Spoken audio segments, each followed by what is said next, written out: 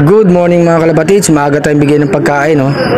Si Padrino nagsusubo na, si Batik tumutuka. Ang oras nga ay 5:28 AM mga kalapatids.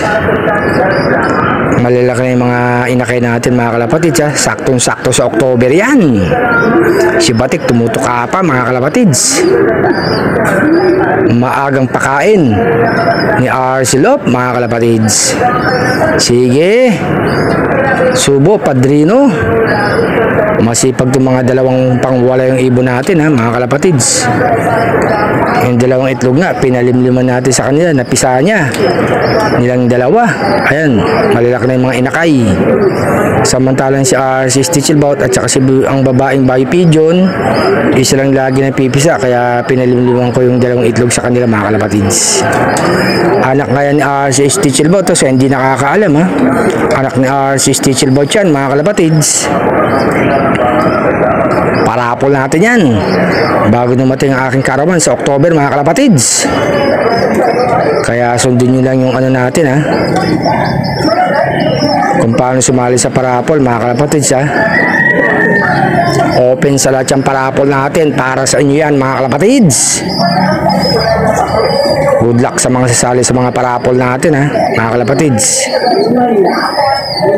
Ang linyada, Stichelbout, anak ni si Stichelbout, na ibon natin na nakadulo ng Santa Ana, Cagayan. Bagyo ang sinagupa niya, na ilang bagyo dumating, ha nung huli, ha. Pagbitaw sa Santa Ana, Cagayan nung huli, signal number 3, sa iba signal number 4. Bagyong Pipito ang sinagupa mga kalapatids si Stichelbout. Kaya sabi ko nga, pag may nakadulo tayong ibon o magandang performance, ipaparapol natin para sa inyong mga kalapatids. Maraming humingi sa atin ng ibon, pero siyempre mas maganda iparapol na lang natin para lahat may chance manalo mga kalapatids. Ganyan si Arcelop mga kalapatids. Pero tayo, tapos yung mga nagbibigay sa atin ng ibon, pinamimigay ko rin agad mga kalapatids, ha. Nagbabagsak tayo ng patuka. Kaya kung bago ka lang sa aking Facebook page, ha, mag-follow ka na. May group ako, Arcelop Fanciers Group mga kalapatids. May YouTube din ako, Arcelop mga kalapatids. Yan, sipag magsubo ni Batik. Pang wala yung ibon, tumutuka pa mga kalapatids. Kailangan kasi may pagkain agad mga kalapatids. Wala naman tayong ilaw dito. Mas maganda kung may ilaw, nakakapagsubo agad sila, Kaya saganayan natin sa pagkain at tubig mga kalapatids. Malalaki na mga inakay, ayun. Narinig nyo ba yung mga ano ng inakay, ayan, diba nagpapasubo kay Batik. Ang sipag talaga ng ano natin, pang wala yung ibon. Mamaya datingan ng ibon namin na Gimba, Nueva Ecija. Kaya lang hindi tayo makakapag-abang.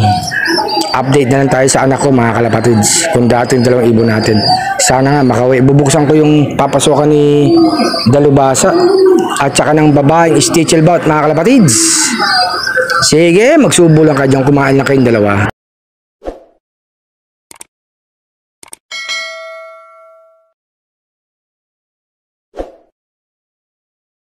Ito nga si Arcelop mga kalapatids. Magandang umaga sa inyo. Happy Friday morning. Support na kay Arcelop mga kalapatids, ha, sa mga pagbibigay natin ng konting biyaya. Tapos sa parapol natin mga kalapatids, yung mga nagbibigay ng ibon sa atin, pinamimigay ko rin, ha. Kaya abang-abang lang kay Arcelop mga kalapatids. Happy flying. Good luck sa mga paratingan ng mga ibon ngayon mga kalapatids. Happy flying.